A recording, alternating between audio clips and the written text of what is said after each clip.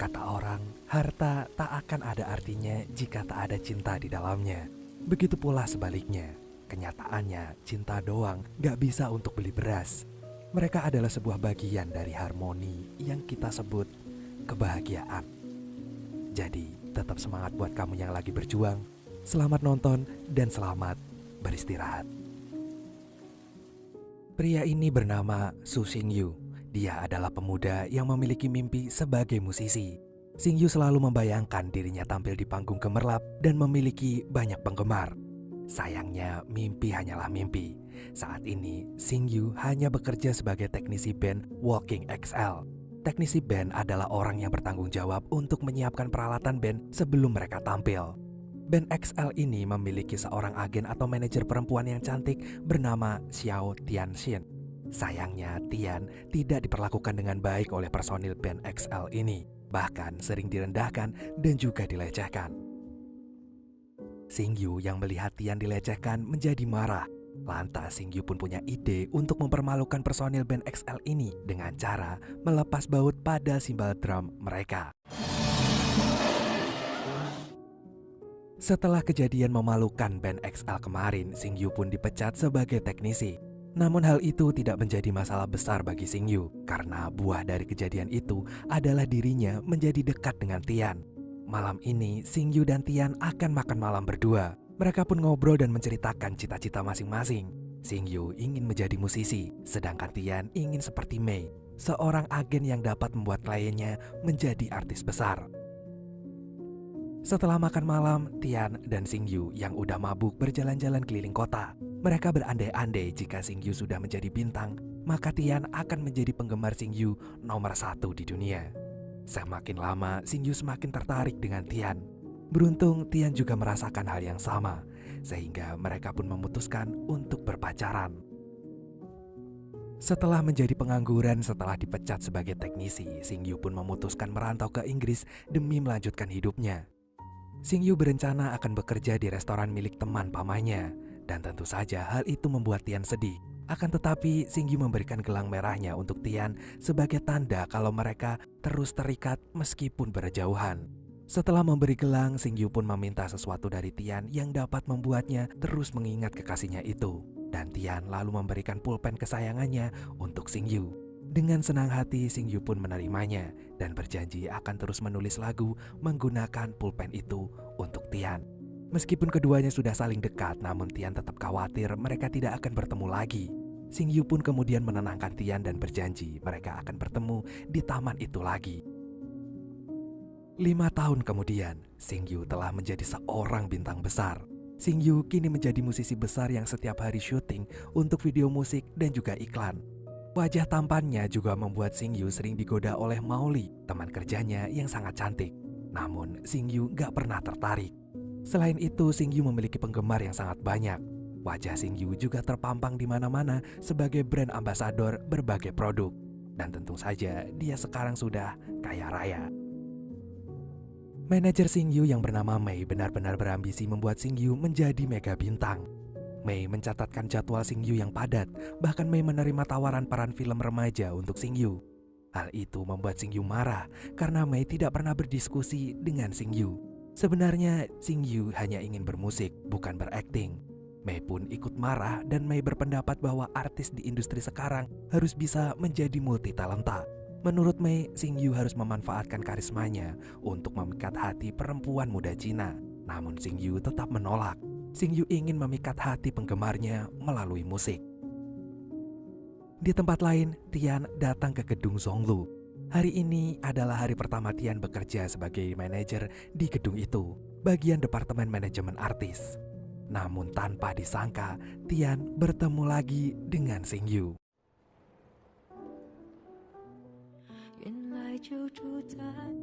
Sayangnya pertemuan itu justru membuat mereka mengingat kenangan buruk 3 tahun lalu. 3 tahun lalu saat Xingyu masih bekerja sebagai tukang cuci piring, Xingyu dan Tian bertengkar hebat di telepon. Xingyu selalu mengeluh gak bisa menulis lagu lagi dan juga uangnya tidak cukup untuk hidup. Sehingga dia ingin kembali pulang. Akan tetapi bukannya memberi semangat, Tian malah meminta putus. Tian merasa jarak mereka terlalu jauh dan hubungan mereka tidak memiliki masa depan. Tian juga merasa bahwa masa depan Xingyu juga tidak jelas. Tian saat itu sudah menjadi agen eksekutif yang sibuk, dan Tian kesal harus meluangkan waktu untuk sekedar menelpon Xingyu. Xingyu awalnya nggak percaya, sampai Tian memberi alasan lain bahwa ia sudah memiliki laki-laki baru. Hal itu sontak membuat Xingyu pun kecewa, marah, bercampur sedih. Dan setelah telepon itu ditutup, terlihat Tian yang sedang menangis. Tampak sebuah penyesalan yang dalam tersirat di wajah Tian. Kita kembali lagi ke gedung Zhonglu. Pagi ini Tian berusaha menyapa Xingyu, namun tampaknya Xingyu masih marah sehingga mengabaikan Tian. Tian saat ini merupakan pegawai baru di perusahaan itu. Tian berusaha menyapa semua pegawai yang ada di sana dan menanyakan letak mejanya. Namun para pegawai itu tidak menghiraukan Tian karena ada peristiwa menghebohkan yang terjadi di sana. Hal itu pun membuat Tian penasaran. Kehebohan itu ternyata berasal dari ruangan bos besar Mei dan Xingyu yang terlibat pertengkaran hebat. Mei mengungkit-ungkit perannya sebagai agen yang telah membesarkan nama Xingyu. Namun Xingyu tetap pada pendiriannya untuk menolak berakting. Setelah bertengkar tanpa mendapat kesimpulan apapun, Mei dan Xingyu keluar dari ruangan bos besarnya. Dengan penuh emosi, Mei menantang Xingyu untuk mencari agen baru yang dapat melayani Xingyu. Xingyu pun melihat sekitar. Semua orang yang ada di sana langsung memalingkan muka, berharap tidak dipilih oleh Xingyu, kecuali Tian. Xingyu pun akhirnya memilih Tian sebagai manajer barunya. Tian tentu saja kaget dengan tindakan Xingyu, dan oleh karena itu, Xingyu pun mengajak Tian ke sebuah restoran yang udah dia pesan, hanya untuk membicarakan hal ini. Melalui pembicaraan itu, Tian juga sebenarnya mau menjadi manajernya Xingyu. Lagi pula seluruh pembayaran gaji sudah diselesaikan oleh Xingyu. Dan malam harinya Tian pun melamun. Ia memandangi lukisannya dan melihat gelang merah pemberian Xingyu 5 tahun lalu. Tian melepas gelang itu kemudian menggantungkannya di atas lukisan. Saat sedang melamun, tiba-tiba ponsel Tian berbunyi. Beberapa pesan masuk dari Xingyu. Laki-laki itu meminta Tian datang ke apartemennya jam 9 pagi. Keesokan paginya, Tian datang pukul 9 tepat. Pembantu Xingyu membukakan pintu dan mempersilahkan Tian masuk. Tian kemudian masuk sambil melihat-lihat isi apartemen Xingyu yang kelihatan sangat-sangat mewah itu. Tian juga melihat sebuah rak yang penuh dengan piala penghargaan musik milik Xingyu. Saat Tian sedang asik memegang barang-barang Xingyu, Xingyu pun tahu-tahu datang sambil memencet touch keyboard, membuat Tian terkejut. Dan setelah itu Xingyu pun ngajakin Tian melihat sisi lain dari apartemennya. Xingyu menunjukkan tempat terbaik di apartemennya, yaitu kolam ikan dan tempat bersantai. Hal itu membuat Tian curiga kalau alasan Xingyu mengundangnya pagi ini adalah untuk memamerkan kesuksesannya. Akan tetapi Xingyu pun membantah. Xingyu berkata bahwa alasan ia meminta Tian ke apartemennya adalah supaya Tian bisa lebih mengenalinya. Tian pun tertawa karena menurut Tian, Xingyu masih sama seperti dulu. Namun Xingyu mengatakan bahwa Tian belum tahu jumlah kamar di apartemennya, password pintu apartemennya, dan hal-hal lain yang menyangkut keamanan Xingyu. Tian pun akhirnya setuju, kemudian masuk lagi ke apartemen untuk mempelajari semua itu. Sambil tertawa-tawa, Tian pun menjelajahi apartemen Xingyu dan menjamah seluruh benda milik Xingyu. Tian sekarang benar-benar sibuk sebagai agen Xingyu yang baru. Salah satu tugas agen adalah membentuk citra artisnya, dan Tian memulainya dengan melakukan penilaian terhadap Xingyu untuk memperbaiki citra Xingyu di hadapan penggemar maupun media. Selain itu, Tian juga mengarahkan sikap Xingyu dalam sebuah wawancara supaya mendapat image yang baik sebagai artis. Selain mengarahkan sikap, Tian juga memperhatikan penampilan Xingyu. Kini, Tian benar-benar sibuk. Dia pun menemani Xingyu saat pemotretan, proses rekaman, dan melindungi Xingyu dari serbuan penggemar. Namun, selama menjalani kesibukan itu, Tian kadang-kadang kesal karena Xingyu sering bersikap seenaknya sendiri. Pada hari itu, Xingyu terlibat dalam acara penandatanganan kontrak bos Moji. Tetapi saat Xingyu akan memberikan tanda tangannya, Xingyu menyadari ia kehilangan pulpennya. Bos Moji sempat akan menawarkan pulpennya, namun Xingyu menolak. Karena panik, Xingyu memanggil Tian. Tian lantas mengajak Xingyu ke belakang, menghindari wartawan.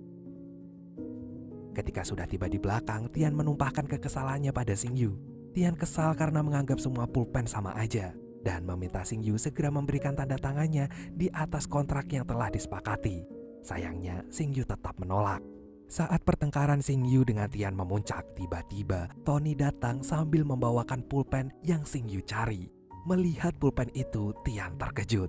Tian gak nyangka Xingyu masih menggunakan pulpen pemberiannya dari 5 tahun yang lalu. Malam harinya, Tian dan Xingyu sama-sama melamun dan mengingat kenangan-kenangan indah di antara mereka berdua. Dan keesokan harinya, Tian makan sendirian di sebuah restoran sambil kerja. Tiba-tiba seseorang menyapa Tian dan dia pun terkejut, ternyata orang itu adalah kenalan lamanya yang bernama Shen Yuan. Seperti biasa, Yuan menanyakan kabar dan basa-basi, sampai ia menyinggung tentang pernikahan. Yuan menanyakan apakah Tian jatuh cinta dengan Xingyu, karena Xingyu saat ini merupakan idola banyak perempuan. Sedangkan di tempat lain, Xingyu sedang syuting dengan Mao Li. Mao Li sangat cantik, dan ia nggak bosan-bosannya menggoda Xingyu. Namun Xingyu terlihat nggak pernah tertarik. Masih di hari yang sama di gedung Zhonglu, bos besar memuji pekerjaan Tian dalam mengurus Xingyu. Mei seketika tersinggung. Mei merasa bahwa ketenaran Xingyu adalah berkat kerja kerasnya. Sedangkan Mei hanya meneruskan. Akan tetapi Mei tetap merasa Xingyu tidak tahu berterima kasih. Mei akhirnya menemukan artis baru untuk ia populerkan, dan ia akan menjadi pesaing bagi Xingyu. Siang itu bos besar mengadakan pertemuan antara Xingyu yang ditemani oleh Tian dan Mei yang membawa artis baru. Bos besar mengenalkan artis baru itu bernama Gao Mang kepada Xingyu. Dalam pertemuan itu, Mei menyebut ada produser musik legenda yang hadir lagi dan mencari bakat baru untuk diajak bekerja sama membuat album. Mei dengan penuh ambisi menunjuk Gao Mang untuk bekerja sama dengan produser itu. Apalagi Mei sudah mengenal si produser. Meskipun hanya diam, namun Xingyu sebenarnya ingin bekerja sama dengan produser itu demi menunjang karir musiknya. Setelah pertemuan itu, Tian bergerak cepat. Tian langsung menghubungi produser Song melalui telepon. Namun produser Song menolak mentah-mentah telepon Tian.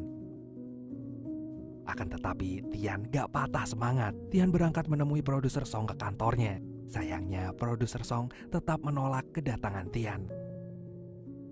Meskipun ditolak berkali-kali, Tian terus menemui produser Song. Dia kesal karena ia menganggap Xingyu adalah musisi yang dibentuk oleh perusahaan. Produser itu bahkan membuang lagu-lagu Xingyu ke kolam renang dan menyuruh Tian untuk mengambilnya. Tian sebenarnya gak bisa berenang, namun demi memperoleh kesempatan dari produser, Tian pun rela melompat ke kolam dan mengambil kertas-kertas itu. Sayangnya saat usaha Tian belum membuahkan hasil, media terus memberitakan kepopuleran Gao Mang sebagai penyanyi pendatang baru. Hal itu menyebabkan Xingyu merasa tersaingi dan tidak bisa berpikir. Xingyu ingin mengeluh, namun Tian lebih dulu mengeluhkan punggungnya yang sakit setelah melompat ke kolam renang gara-gara produser Song. Xingyu seketika khawatir, namun Tian tetap menyuruh Xingyu menulis lagu. Akan tetapi karena pikiran Xingyu sedang buntu, Tian pun mengajak Xingyu ke suatu tempat untuk mencari inspirasi. Setelah melakukan sedikit penyamaran, Tian ternyata mengajak Xingyu ke bar yang menggelar pertunjukan musik. Di dalam bar itu tidak ada yang memperdulikan status Xingyu sebagai artis terkenal. Semua orang yang ada di sana menari mengikuti alunan musik. Lama-lama Xingyu merasa santai dan ikut menari.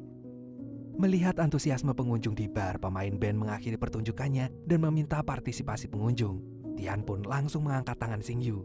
Xingyu pun sempat kaget, namun si pemain band tetap menunjuk Xingyu ke panggung. Setelah meyakinkan dirinya, Xingyu pun akhirnya naik ke panggung dan duduk di kursi piano.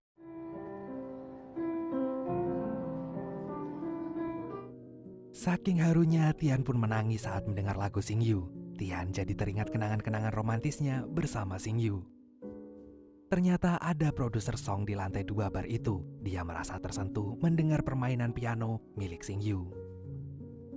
Keesokan harinya, Tian datang ke pesta ulang tahun Tony lalu minum sampai mabuk. Tian yang mabuk berat tanpa sadar mengirim pesan yang berisi seluruh ungkapan perasaannya kepada Xingyu. Malam pun semakin larut. Tony membangunkan Tian untuk pulang. Namun karena Tian gak segera bangun, Tony pun memeriksa ponsel Tian dan membaca pesan Tian untuk Xingyu. Akibat gerakan Tony itu, Tian terbangun dan menyadari tindakan bodohnya mengirim pesan untuk Xingyu. Keesokan paginya, Xingyu meminta penjelasan Tian tentang pesannya semalam. Namun sebelum sempat mereka membahasnya, Xingyu sudah dipanggil untuk syuting.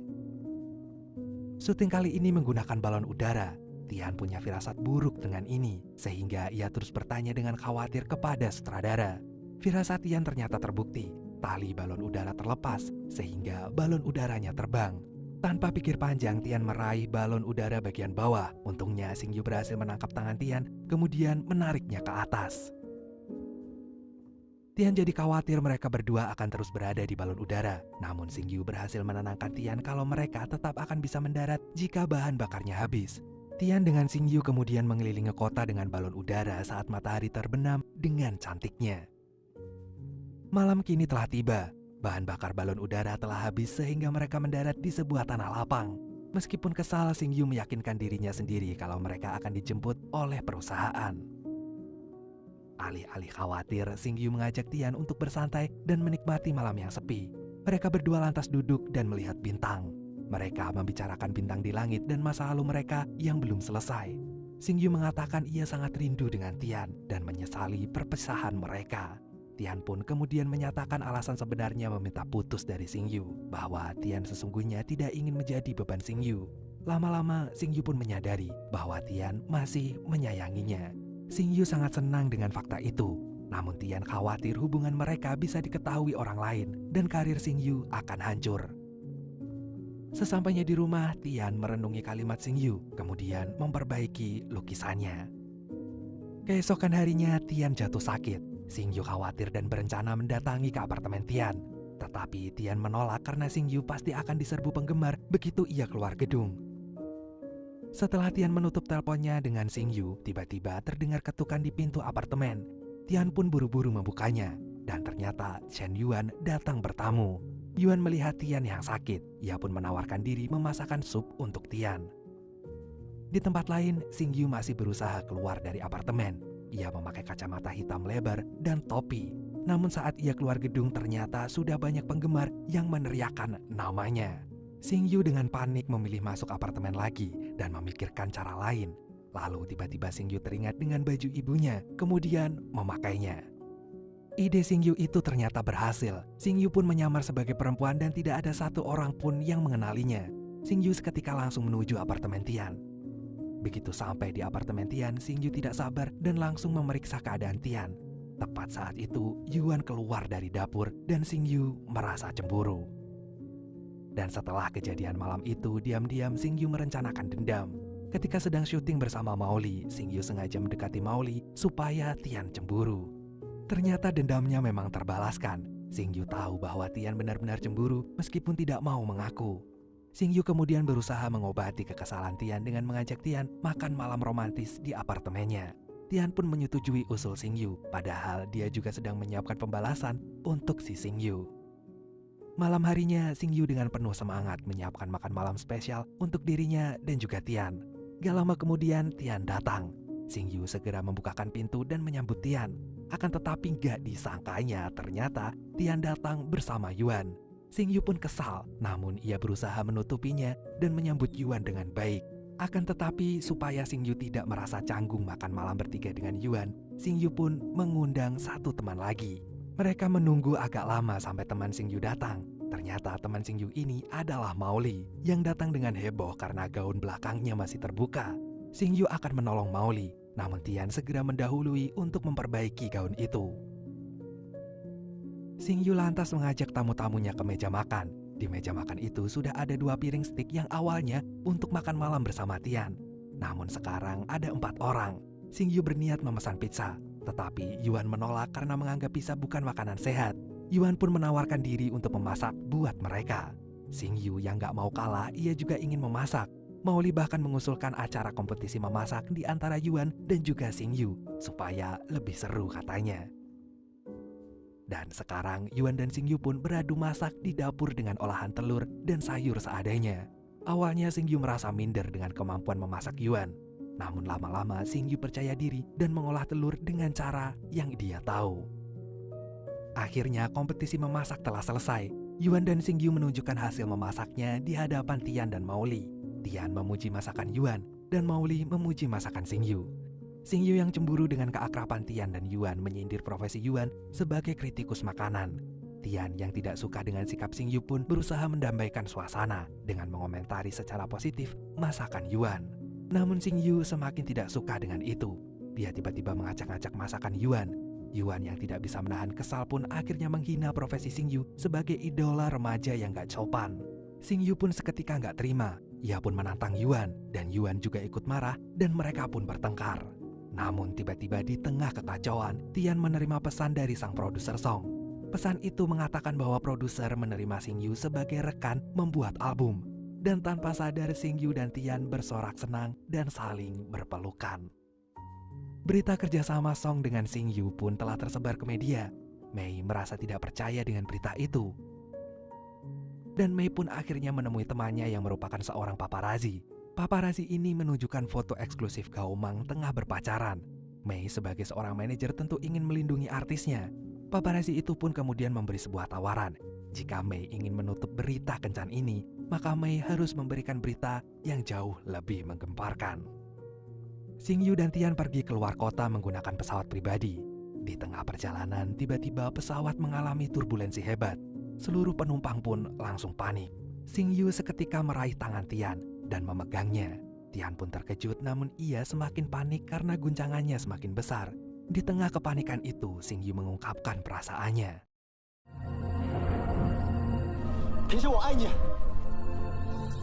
Pesawat pun akhirnya berhasil keluar dari cuaca buruk. Tetapi berkat guncangan pesawat itu, Tian dan Xing Yu menyadari mereka masih saling mencintai. Kini setelah mereka sampai di hotel, Xing Yu pun langsung mengutarakan perasaannya pada Tian. Tapi lagi-lagi Tian menolak karena takut seandainya mereka berhubungan, mereka akan diketahui para penggemar dan karir Xing Yu akan berantakan. Namun Xing Yu gak peduli, Xing Yu tidak ingin kehilangan Tian lagi. Akan tetapi tanpa diketahui oleh Xing Yu dan Tian, seorang paparazi berhasil memotret kebersamaan mereka. Pagi ini Xing Yu dan Tian datang ke sebuah acara yang dihadiri oleh orang-orang penting dari media hiburan. Tian terus mendampingi dan mengingatkan Xing Yu supaya tidak salah menyapa orang karena bisa berakibat fatal. Dalam hal ini Xing Yu kagum dengan ingatan Tian yang mampu menghafal profesi dan background orang-orang penting tersebut. Setelah selesai beramah tamah, Xing Yu dan Tian berjalan ke lantai dansa. Tian mengenalkan orang-orang penting dari majalah hiburan, bahkan menyebut ada 2 musuh bebuyutan yang ada di sana. Tian mengingatkan Xing Yu agar tidak salah bersikap. Namun tiba-tiba Xing Yu punya ide gila. Tiba-tiba Xing Yu menarik Tian dan memaksakan diri untuk berdansa. Cara itulah yang dipakai Xing Yu untuk menyapa 2 orang penting itu dalam waktu yang bersamaan. Meskipun sempat mengacaukan lantai dansa, namun Xing Yu dan Tian terlihat sangat bahagia. Setelah Xing Yu dan Tian telah berpacaran kembali, Xing Yu memanfaatkan setiap momen pekerjaan mereka untuk menggoda Tian. Namun Tian selalu mengingatkan mereka supaya profesional. Akan tetapi, walaupun Tian kelihatan cuek dan tidak peduli, Tian sesungguhnya sangat sayang dan perhatian dengan Xing Yu. Malam ini, paparazi sudah menyiapkan foto-foto eksklusif kencan Xing Yu dengan Tian. Namun tiba-tiba Mei menelponnya. Mei menelpon paparazi untuk bertemu dan meminta paparazi supaya menutup mulut atas berita kencan Xing Yu dan Tian. Meskipun Mei kecewa dengan sikap Xing Yu, namun Mei tidak ingin karir Xing Yu hancur. Karena bagaimanapun juga kesuksesan Xing Yu merupakan kerja keras Mei. Akan tetapi, Mei tetap menukar foto-foto kencan Xing Yu dengan sejumlah uang agar berita itu tidak tersebar ke publik. Keesokan harinya, Mei memanggil Tian ke ruangannya. Mei menunjukkan foto-foto Xing Yu dengan Tian. Tian pun menanyakan dari mana foto-foto itu berasal. Dan Mei menjawab bahwa foto itu berasal dari temannya yang merupakan paparazi. Tian terkejut dan baru menyadari bahwa foto itu ditujukan untuk dirinya. Sebagai seorang agen, Tian tidak boleh terlibat ikatan emosional yang berpotensi menghancurkan karir artisnya sendiri. Maka dari itu Tian harus pergi dari perusahaan itu dan kalau perlu justru menyingkir dari industri manajemen keartisan. Tian menyadari kesalahannya dan dengan berat hati Tian pun mengundurkan diri dari perusahaannya. Xing Yu yang saat ini belum mengetahui kepergian Tian masih tampil di panggung bahkan menyanyikan lagu untuk Tian. Tian semakin sedih karena ia menyadari perasaan cintanya terhadap Xing Yu. Namun mau gak mau Tian harus pergi dari kehidupan Xing Yu.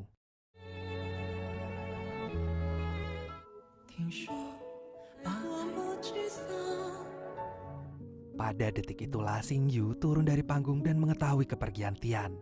Xing Yu berusaha mencari Tian, namun Tian telah benar-benar pergi. Walaupun sebenarnya selain Xingyu, Tian juga merasakan sakitnya karena kehilangan. Beberapa bulan kemudian, Xingyu merilis album berjudul Missing You. Album ini sengaja ditulis Xingyu untuk Tian. Malam ini, Xingyu bersiap menghadiri acara penganugerahan musik. Untuk melihat acara itu, Tian diam-diam datang, namun berada di daratan penggemar. Dalam acara penghargaan itu, Xingyu duduk antara teman-teman artisnya. Ia merasa sedikit gugup saat pengumuman dibacakan.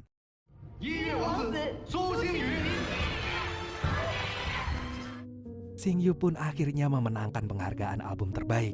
Oleh karena itu, Xingyu diundang ke panggung untuk menerima piala dan memberikan sepatah dua patah kata sebagai ucapan terima kasih. Dan dalam kesempatan itu, Xingyu memanfaatkannya untuk mengungkapkan perasaannya kepada Tian dan mengatakan janjinya bertemu dengan Tian di taman yang penuh dengan kenangan mereka.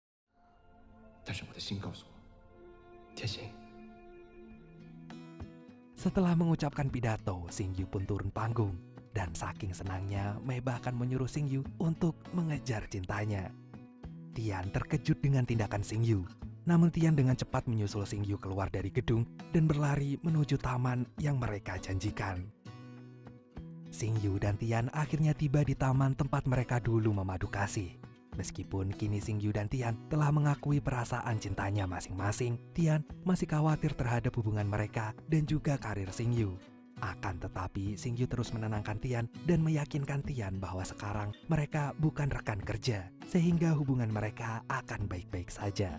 Tian pun percaya dengan kata-kata Xingyu, dan akhirnya mereka pun saling menatap bahagia dan berjanji untuk tidak pernah pergi selamanya.